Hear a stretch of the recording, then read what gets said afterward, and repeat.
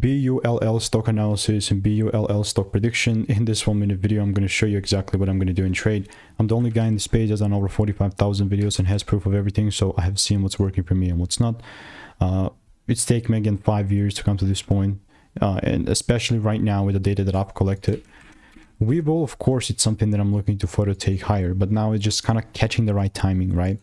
For instance, I was looking to buy, but I never got my confirmation met, and then I kind of left it be. With currently where we're sitting at, let's go 15-minute chart. If the price does pull down and does give me that double break, then I'm certainly definitely looking to buy. Other than that, bro, this is all pure noise. That's Webull. All I'm looking in the meantime is just waiting for rules to be met. I do have previous receipts, I believe, with Bull. Yes, I have 26. So there's really like not lack of coverage with this. And if you want to stay tuned and want to get stock picks, daily tips and insights for free, check the first link in the description. People are charging money for this. You can get it for free.